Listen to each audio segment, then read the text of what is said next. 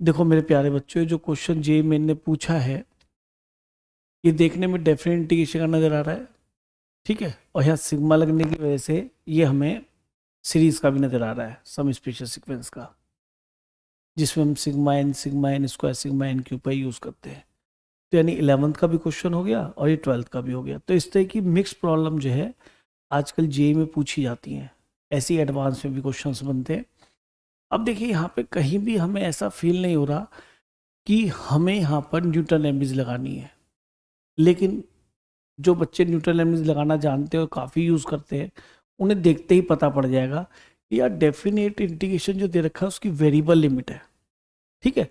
और जो इंटीग्रेशन जिस फंक्शन का हमें अंदर करना है उसके अंदर कुछ ऐसा फंक्शन रखा हुआ है जो कि हम डायरेक्टली इंटीग्रेट नहीं कर सकते अपने किसी भी मेथड से, कभी भी नहीं कर सकते।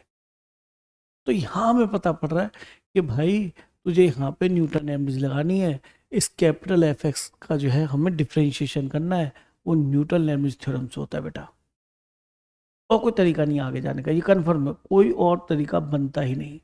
इस चीज़ का आपको स्पेशली ध्यान रखना है कि सर यहाँ एफ डैश एक्स निकाल भी लें तो वहाँ क्या करेंगे, तो फिर इससे बात करेंगे आगे, पहले इसको झेल लें, और कोई तरीका इसका कुछ नहीं कर सकते हम, बस ये समझ लो।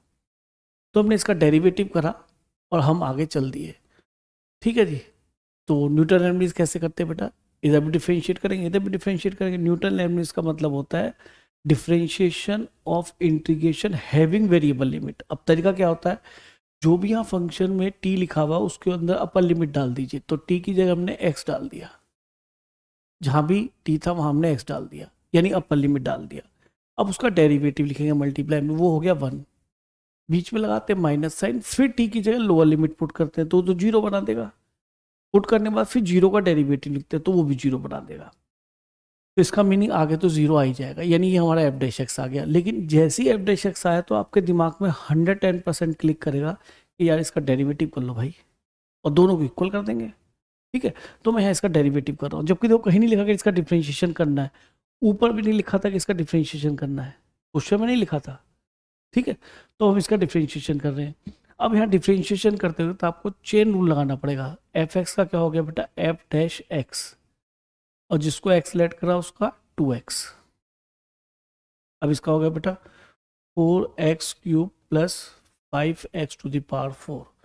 तो एफ डैश एक्स स्क्वायर हमारा आ गया बेटा, 2x से डिवाइड कर दिया तो यहाँ 2x स्क्वायर आ गया, 2x से डिवाइड कर 5/2 आएगा और x क्यूब आएगा। ये हमारा एफ डैश एक्स स्क्वायर है, ये हमारा एफ डैश एक्स है।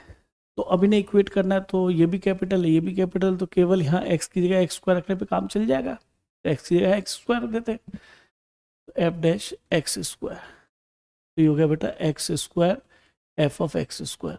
अब जैसे ही हम इन दोनों को इक्वल करेंगे तो कैपिटल एफ पिक्चर से गायब हो जाएगा, और हमें रिक्वायरमेंट भी नहीं है, हमें तो स्मॉल एफ से खेलना है भाई, स्मॉल एफ का सिग्मा लेना ना, उसके बाद एफ डैश तो खत्म हुआ कम से कम। अब दोनों इक्वेट कर देते हैं, यहाँ एफ डैश एक्स स्क्वायर की वैल्यू रख रहा हूँ बेटा 2x स्क्वायर प्लस 5/2 x cube equal to x square F of x square, ठीक है जी। यहाँ काम करें, एक्स स्क्वायर से डिवाइड कर दें तो एफ ऑफ एक्स स्क्वायर आपको मिल जाएगा।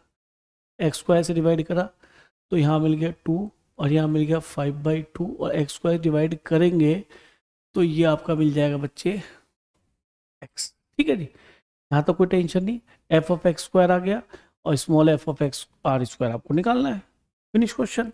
अब तो हम इसकी तरफ देख ही लें, है ना, अब तो कोई टेंशन नहीं, क्वेश्चन चल दिया होने की तरफ। Sigma R equal to 1 to 12 F of R square, यानी हमें एक्स की जगह बेटा यहाँ पे क्या रखना है, आर, सिंपल। तो ये बन गया 2 + 5/2 are, simple question.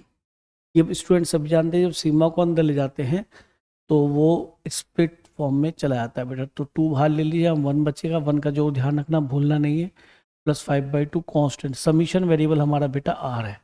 Are is moving from 1 to 12, R is moving from 1 to 12। तो 1 + 1 + 1 + 1 कितनी बार लिखना है, 12 टाइम्स, तो ये हो जाएगा 2 × 12, ठीक है। और यहाँ 5/2।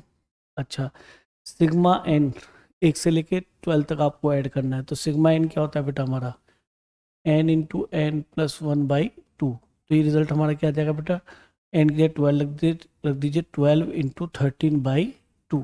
तो ये 4 हो गया, 4 to 12 और ये हो गया 24 प्लस ये हो गया 15 इंटू 13। तो 15 या 45, 5 4 और 15 का 15 4 19, तो 195। इनको ऐड कर लेते, 24 ऐड कर लो बेटा, ये हो गया 9 1 और ये 2, तो फाइनल आपका आंसर आ गया 219। तो ये स्मार्ट क्वेश्चन है, इसको मैं कहूँगा ये स्मार्ट क्वेश्चन है।